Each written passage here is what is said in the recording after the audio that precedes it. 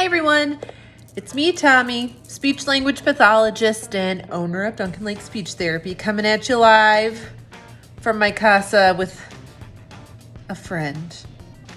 I'm a little obsessed with Halloween, so I like to do a lot of Halloween-based things in speech around this holiday.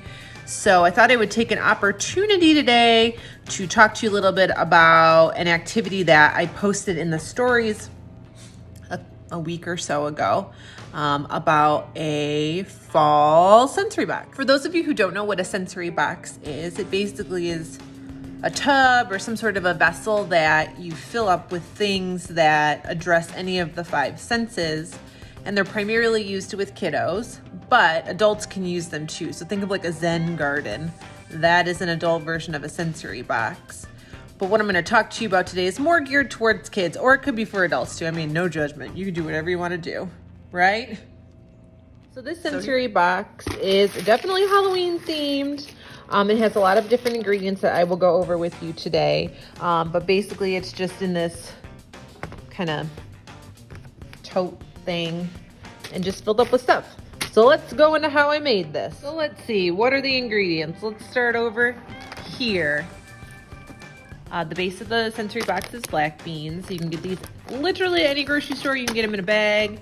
You can get them in the bulk food bins, but black beans are the base. Then I also found these at Joann Fabric. They were a doorbuster sale, so they were pretty inexpensive as well. Target dollar spot right now is killing it with the Halloween stuff. So I just got some little mini erasers. I put all the ghosts in there into the bin, but you know, they're pumpkin, they're little witches, there's some black cats. So that's fun. I also utilized these skull erasers, which I really didn't think I was going to utilize that much, but they're pretty cool. Also in the Halloween section, there are some spider rings that I had purchased, which is also really fun to have in there, and googly eyes. For those of you that don't know, I have acquired a large number of them. So that is what goes into there. So take a look at that.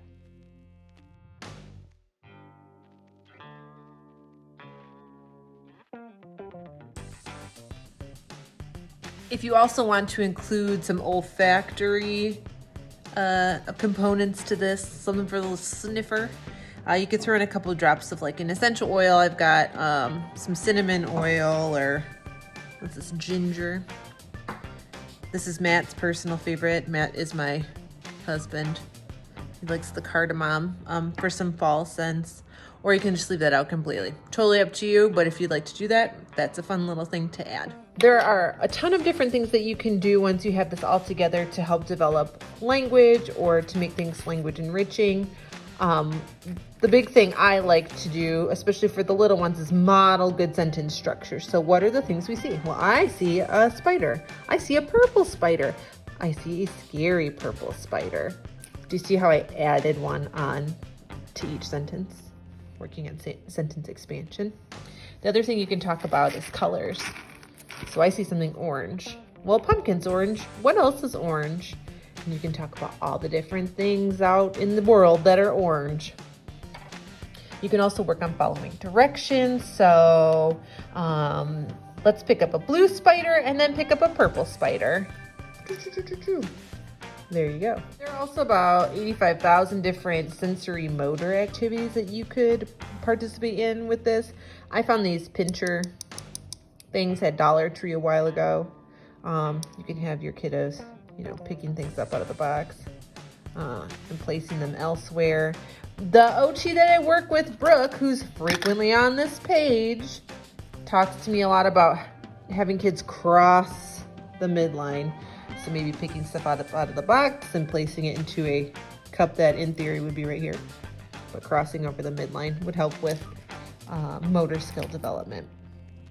So basically there is a limitless amount of things that you can do with the sensory box as far as language development. So give it a whirl. All the stuff is readily available at grocery stores or at Target. So if you do give it a try, let me know how it goes, and I hope you have a fun Halloween. Bye!